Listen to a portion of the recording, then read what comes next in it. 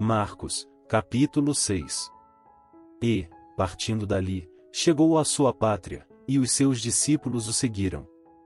E, chegando o sábado, começou a ensinar na sinagoga, e muitos, ouvindo, se admiravam, dizendo: E de onde lhe vêm estas coisas? E que sabedoria é esta que lhe foi dada? E como se fazem tais maravilhas por suas mãos? Não é este o carpinteiro, filho de Maria, e irmão de Tiago, e de José, e de Judas e de Simão? E não estão aqui conosco suas irmãs? E escandalizavam-se nele. E Jesus lhes dizia: Não há profeta sem honra senão na sua pátria, entre os seus parentes, e na sua casa.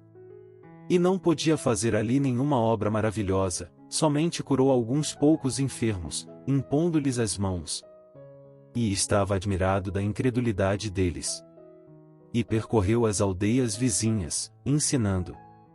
Chamou a si os 12, e começou a enviá-los a 2 e 2, e deu-lhes poder sobre os espíritos imundos.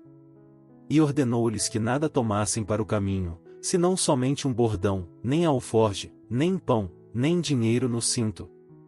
Mas que calçassem alparcas, e que não vestissem 2 túnicas. E dizia-lhes: Na casa em que entrardes, ficai nela até partirdes dali.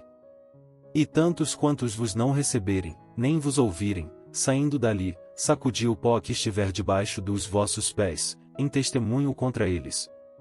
Em verdade vos digo que haverá mais tolerância no dia de juízo para Sodoma e Gomorra, do que para os daquela cidade. E, saindo eles, pregavam que se arrependessem. E expulsavam muitos demônios, e ungiam muitos enfermos com óleo, e os curavam. E ouviu isto o rei Herodes, porque o nome de Jesus se tornará notório, e disse: E João, o que batizava, ressuscitou dentre os mortos, e por isso estas maravilhas operam nele. Outros diziam: É Elias. E diziam outros: É um profeta, ou como um dos profetas. Herodes, porém, ouvindo isto, disse: Este é João, que mandei degolar, ressuscitou dentre os mortos. Porquanto mesmo Herodes mandara prender a João, e encerrá-lo maniatado no cárcere, por causa de Herodias, mulher de Filipe, seu irmão, porquanto tinha casado com ela. Pois João dizia a Herodes: Não te é lícito possuir a mulher de teu irmão. E Herodias o espiava, e queria matá-lo, mas não podia. Porque Herodes temia João, sabendo que era homem justo e santo, e guardava-o com segurança, e fazia muitas coisas, atendendo-o, e de boa mente o ouvia. E, chegando uma ocasião favorável em que Herodes, no dia dos seus anos, dava uma ceia aos grandes, e tribunos, e príncipes da Galileia, entrou a filha da mesma Herodias, e dançou, e agradou a Herodes e aos que estavam com ele à mesa. Disse então o rei à menina: Pede-me o que quiseres, e eu to darei. E jurou-lhe, dizendo: Tudo o que me pedires te darei, até metade do meu reino. E, saindo ela, perguntou à sua mãe: Que pedirei?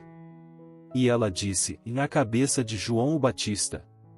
E, entrando logo, apressadamente, pediu ao rei, dizendo: Quero que imediatamente me deis num prato a cabeça de João o Batista.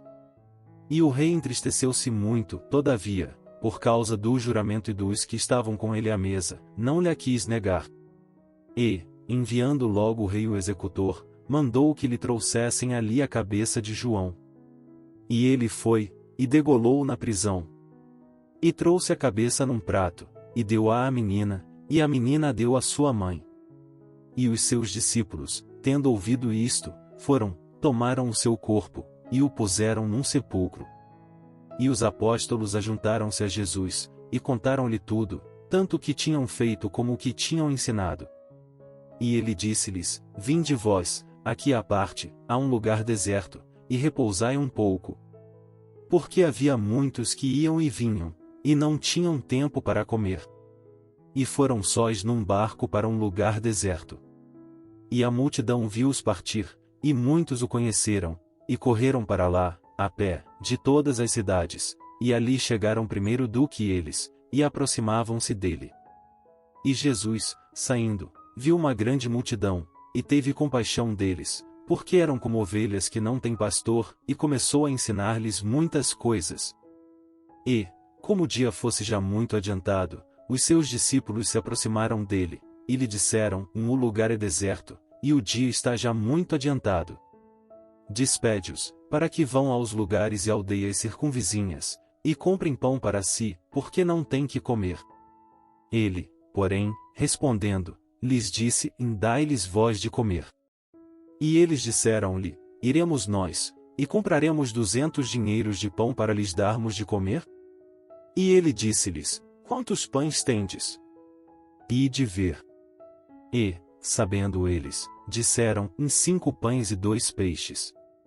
E ordenou-lhes que fizessem assentar a todos, em ranchos, sobre a erva verde. E assentaram-se repartidos de 100 em 100, e de 50 em 50. E, tomando ele os 5 pães e os 2 peixes, levantou os olhos ao céu, abençoou e partiu os pães, e deu-os aos seus discípulos para que os pusessem diante deles. E repartiu os 2 peixes por todos. E todos comeram, e ficaram fartos. E levantaram 12 alcofas cheias de pedaços de pão e de peixe. E os que comeram os pães eram quase 5.000 homens. E logo obrigou os seus discípulos a subir para o barco, e passar adiante, para o outro lado, a Betsaida, enquanto ele despedia a multidão. E, tendo-os despedido, foi ao monte a orar. E, sobrevindo a tarde, estava o barco no meio do mar e ele, sozinho, em terra. E vendo que se fatigavam a remar, porque o vento lhes era contrário, perto da 4ª vigília da noite aproximou-se deles, andando sobre o mar, e queria passar-lhes adiante. Mas, quando eles o viram andar sobre o mar, cuidaram que era um fantasma, e deram grandes gritos. Porque todos o viam, e perturbaram-se, mas logo falou com eles, e disse-lhes: tende bom ânimo, sou eu, não temais.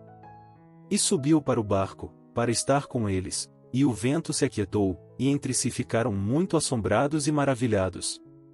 Pois não tinham compreendido o milagre dos pães, antes o seu coração estava endurecido. E, quando já estavam no outro lado, dirigiram-se à terra de Genezaré, e ali atracaram. E, saindo eles do barco, logo o conheceram. E, correndo toda a terra em redor, começaram a trazer em leitos, aonde quer que sabiam que ele estava, os que se achavam enfermos. E, onde quer que entrava, ou em cidade, ou aldeias, ou no campo, apresentavam os enfermos nas praças, e rogavam-lhe que os deixasse tocar ao menos na orla da sua roupa, e todos os que lhe tocavam saravam.